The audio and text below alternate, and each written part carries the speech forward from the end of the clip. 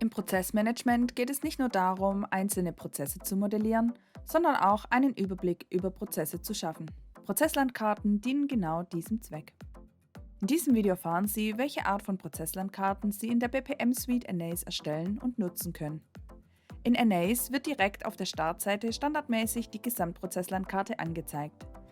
Diese bietet eine Übersicht über die Prozesslandschaft und den direkten Einstieg zu den Prozessen.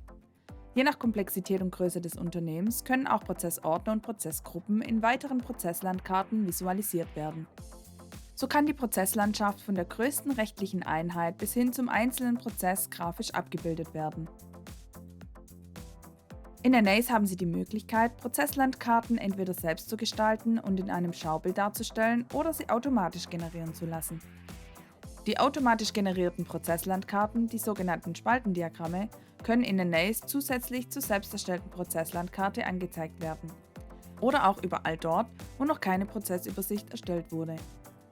Spaltendiagramme visualisieren, welche Prozessordner, Prozessgruppen und Prozesse sich auf den darunterliegenden Ebenen befinden. Die Farben der Spalten können nach Belieben an CI des Unternehmens angepasst werden. Die selbst erstellten Prozesslandkarten werden in Anais mit Freihanddiagrammen erstellt. Freihanddiagramme sind eine Diagrammart in Anais, in denen Sie verschiedenste Diagramme modellieren können. Dabei können Sie alle Formen und Shapes frei platzieren und beliebig formatieren und layouten. Der einfachste Weg, ein Freihanddiagramm anzulegen, ist über die Startseite im Portal. Auf diesem Weg wird direkt eine neue Prozessgruppe mit einem Freihanddiagramm angelegt. Klicken Sie im Portal auf die Kachel Freihanddiagramm. Geben Sie eine Bezeichnung für die Prozessgruppe ein. Das Freihanddiagramm wird automatisch gleich benannt. Und wählen Sie den Speicherort aus.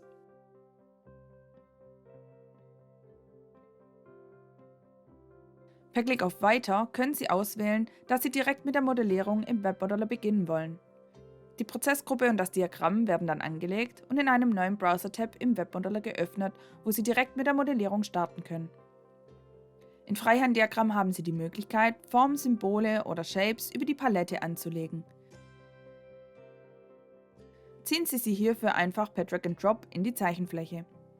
Shapes sind Zeichnungsobjekte, die mit einem Modellobjekt wie zum Beispiel einem Prozess verknüpft sind. Shapes können Sie in Freihanddiagramm also anlegen, um einen Prozess, eine Prozessgruppe oder einen Prozessordner grafisch darzustellen. Per Klick auf das Shape landet man dann direkt beim verknüpften Objekt.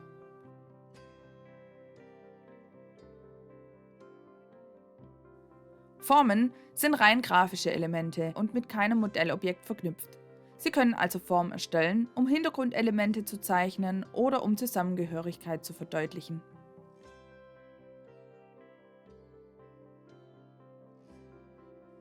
Symbole sind wie Formen. Beim Anlegen können Sie dabei aus einer Liste ein Symbol auswählen, die Farbe bestimmen und dieses im Diagramm anlegen. Formen und Symbole können im Nachhinein jederzeit noch mit einem Modellobjekt verknüpft und so zu Shapes gemacht werden. Sobald Sie ein Shape, eine Form oder ein Symbol angelegt haben, können Sie es nach Belieben größer oder kleiner ziehen und auf der Zeichenfläche platzieren. Beim Ausrichten werden Hilfslinien angezeigt. Sie können aber auch mehrere Shapes auswählen und über die Funktion in der Werkzeugleiste ausrichten.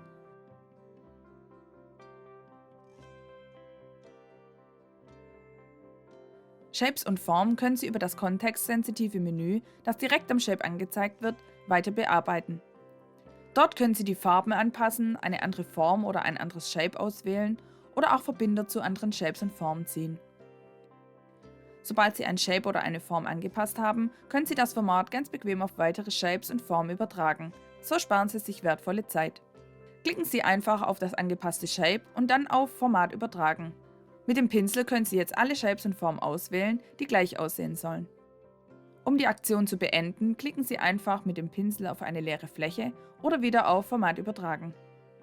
Auf diese Weise können Sie ganz einfach die verschiedensten Diagramme und Prozesslandkarten erstellen.